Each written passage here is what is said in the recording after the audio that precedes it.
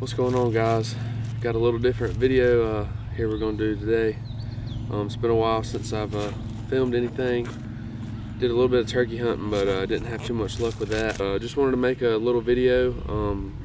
I was pretty much initially going to do like a compilation of just all of the shots that I took at deer this year, and just throw that out there. And then I figured, why not give a little background and some of the lessons that I learned from this year deer hunting, just with my gear and stand setup and taking shots at deer and things like that. And I know a lot of people, when you shoot a deer, it looks a lot different than what actually happened is a lot different than what you remember happening. So having the camera helps a lot with that. I can go back and look at that stuff as long as I get it on film. But just figured I would give a little background on some of these shots and try to explain what happened and go from there to help y'all learn something. Alright, so the first hunt I'm going to look at is Rachel's deer from this year. It was her first deer ever, and it came on the second day of season. She killed him on the Sunday of opening day, or opening weekend. Going to the hunt that day, it was obviously the first time hunting that spot. It was the second day of season, and we went in there, and I just brought the bottom piece of a climber and hung it on behind this ladder stand that I had sitting over this little food plot. And we were feeding buck muscle at that point from the summer and the spring and all that, and I was just still putting it out for them. And so anyway, had a few does come out, had a spike and a 4-pointer or something like that come out and actually bust me and took off. And that was about 15 minutes to dark, and I was like, this is shot right here. I just messed that up. I actually dropped one of my gloves, and the deer took off. And sure enough, the little 4-point come right back. And then I thought I could hear another deer, and I went ahead and told Rachel, I said, grab your bow. And the way it was set up, she's a right-handed shooter, so she just had to grab her bow. She was sitting in the stand, and the food plot was right here to the left, so she didn't have to stand up or anything. I try to set all my bow stands up where the shot's going to be in this range right here for a right-handed shooter. And that worked out pretty good, because she just picked her bow up and sat it on her knee. And then when he come out and started feeding, luckily he walked straight out and stood broadside. And it was actually, I looked at it on my cell cam that was sitting there, and it took pictures of him right before the shot, and there was 2 minutes of legal shooting light left. So I mean, absolute last minute. That's why the footage is super dark. And also we're like kind of in a bowl right there with a lot of canopy and overhead, so it looks even darker than it is. But anyway, she drew back, and I told her, I was like, if you can't see, let down, and she held and held and held and held, and put it right where it needed to be. And when she took the shot initially, I knew the left and right was good, but I was scared it was a little bit high. But luckily the deer didn't jump or drop at all. And the deer only went about 120 yards maybe, and the arrow fell out about halfway there. And after cleaning the deer, it went all the way through one lung, and it went about that far in the second lung. So dead deer, no question about it. It was a perfect shot. Best she could have done with her equipment. That was absolutely perfect. And so she did good, and I was proud of her for that shot. I couldn't believe it. It was perfect. It was a better shot than I made at any of my deer all year, I think. So I've been hunting for a week or two, week and a half, trying to kill a doe, and I was starting to get irritated, and with not being able to make it happen. I hunted a couple different spots and had deer right in front of me that I drew back on, and just got busted a couple times, and the wind got me. So I was itching to shoot something on this day, and it's about 2 or 3 minutes left of shooting light, and I just hear something break right here to my right, coming up out of that hole where that trail is. And sure enough, it's a fawn, a spike, and 2 grown does. And they make it all by me, get in the food plot, start setting my camera up, got my GoPro on and everything, getting ready to take like a 25-yard shot at this doe that's walked out there. And they kind of bolt, and one of them stays out in the plot, and the other 3 run back down by me. One of them stops at this opening right next to me, and I'm like, all right, now or never. You know, I only have a couple, you know, few minutes of light left, and so I set the camera right there, and I drew back, and I had actually been practicing earlier and not paid attention. This is one of the problems with a single pin sight. For me, I wouldn't trade the open housing for nothing. You know, having 3 or 5 pins versus 1 pin, but on this day it got me. And in 3 years of using single pin, this is the only time I've ever forgot to move it. And I had it set on 40 where I was practicing earlier. And so she walks up under me, and she's standing at about 12 yards. And there was this little limb, little pine limb that was kind of in my face. And so when I drew back, I was aiming pretty much in front of me is where the shot was. And so I had to twist. And when I twist, my seat kind of like squeaked a little bit. It wasn't, the metal didn't squeak, but the material on the seat and my pants twisted and made like a little squeaking noise. And she kind of looked up at me, and so I was settling in, and I was trying to get right where I wanted on her because that little limb was in my way. And she had actually turned a good bit and was about 45 degree and angling at me, and I went ahead and let it rip anyway. And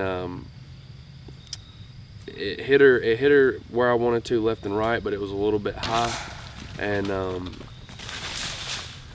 my knock cut off immediately. I was actually using Luminox instead of nocturnals, which I've used forever. I wasn't able to find Luminox at the beginning of the season last year, or able to find nocturnals, and had to use Luminox, and just had a time with them and never got them to work right for me, never got them to fully cut on or to do it consistently. So I gave up on the Luminox, and that could have helped me find her. I don't know, but it hit her in the top of the back. It looked like it hit her, you know, I really can't tell with the video because of that limb being in the way, but somewhere around, you know, top of the shoulder blades, and I'm thinking it just cut and went through the top of her and went into the, you know, just put a big gash in her back.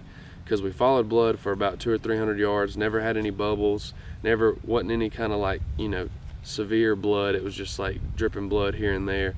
And I'm pretty sure she lived from that. I saw a deer that had some scars right there between their shoulder blades later on in the season, and I'm pretty sure that was her.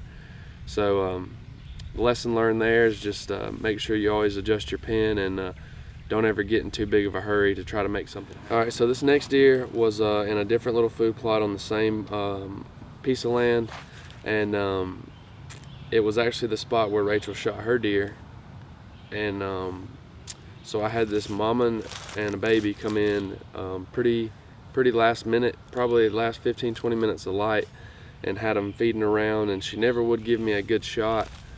And she caught me picking up my bow one time, and it was another instance where I was trying to force something because we're going on 3 and 4 weeks into the season. October's almost here, and I haven't gotten a doe killed yet, and I wanted to get 2 or 3 killed before we got into some good rut hunting. So she finally, I had almost given up. I was like, she's not gonna turn, there's only a few minutes left, like I'm not even gonna shoot anymore. And as soon as that thought come to my head, she heard something and turned and just got broadside pretty much to me. And so I'm like, all right, here we go. And so I get ready to draw back, and I get pulled back, and you know, as a deer's feeding, they never sit anywhere long. And so she ended up kind of quartering to me a little bit. And in hindsight, you know, with the cameras and all that I can see, she was a little more quartered than I thought she was. I thought she was a little more broadside than she was. And I just put it, I knew she was quartering a little bit, so I put it like right on right behind the point of her shoulder right there, and just squeezed it off. And when I did, it actually ended up hitting a little bit left and hit her in the neck right here. And I ended up catching that deer in the spine. And you'll see it, you know, she smacks the ground and kicks for a little bit. She actually gets up and gets out of the plot, but she didn't go very far, and we was able to recover that deer. All right, this next hunt here was on October 6th. So that was my closest shot in this plot, was going to be 35 to 50 yards. So it was a little longer shot. Of course, typically I like to keep it between 20 and 30. Um, but I've definitely gone through this progression of trying to not be right on top of the deer and have like super chip shots, because a lot of times you get picked off before you get those chip shots. Same way with that longer distance of a shot too. She had time to react. She dropped probably like 1.5 feet. If I had been holding up on her shoulder, I would have shot clean over her back the way she dropped so hard. Smokes her back, and I know immediately that, like, wow, that was really far back. And she had actually even got a little bit turned quartering away on me too when that happened. And I was mad defeated at this point. And so because I'd already had that doe I missed, and then that other doe that I hit and really wasn't happy with the shot, and then this hit wasn't that good. And I got down, checked the air, and it's just like slap covered in blood. With all this blood, you know, I must have hit something pretty severe. I know there's arteries that run right along the spine. She only went about 80 yards back over that hill, and piled up, and she didn't live 20 seconds after that. I mean, poured blood. It was a terrible shot. There was no guts on there at all. I guess she got low enough, and I just hit right underneath the spine, and like I said, either caught one of those arteries or you know, caught something really vital back there that most people don't know about. And so anyway, worked out perfectly with that one. All right, so the next hunt is another doe hunt, and was trying to kill a few more does before the rut got kicked in. This was about October 10th, 13th, right in there, I believe. And I actually have, let's see, no, I actually still have my old bow. So I swapped bows in the middle of the season here. This was kind of the last straw for me, to be honest, with this bow and with this release I was using. So in 2019, I used a True Ball Boss X, and it's more or less a target or like a fun release. It's not really like a hunting release. It's got calipers on both sides, or it's like a dual caliper thing where they both like push together instead of it just being like fixed here and this side pivots. So with that being said, when you shot it, it clicked really loud. But with that release, I could get no travel and like a super crisp trigger.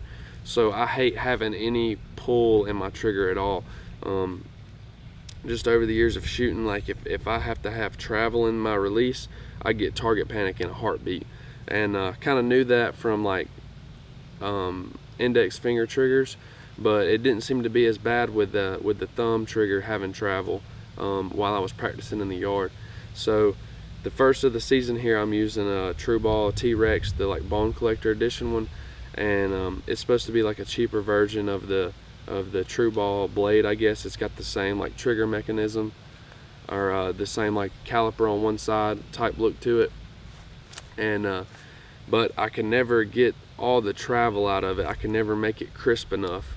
And so on this shot right here, not blaming it on that, but between that shot and this bow I was shooting, which was a PSC Stealth Carbon Air, it's a 35, it's a 2019 model, I believe. And on that bow, it had a really fat grip, like super blocky, and wasn't really forgiving at all. I had a couple shots over the years that were just like strangely just like 6 inches left. And it was just like me torquing a little bit on that fat grip, that fat riser.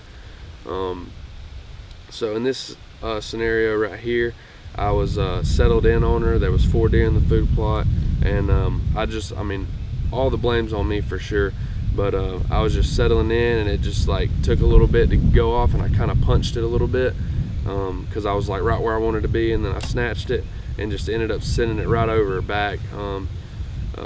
Given she did drop a pretty good bit, about 6 inches, but I was still at the top of her back regardless, is where the arrow went over her. And so that's just a lesson learned here. You know, was just that make sure you're super comfortable with all your stuff, and like I kind of knew this was going on, and I just tried to deal with it. And but in the heat of the moment, it's a lot harder to deal with that stuff and move forward with that. You know, it's a lot harder to you know, think all those things through and not punch the trigger. It's kind of instinctual, you know, when you get the pin where you want it, like you want it to go now, and having to ease on a trigger that, you know, has 1/8 or 1/4 inch of travel in it definitely makes that tough. So shot straight over this deer's back. They cleared the field, and that was the end of the hunt for that day.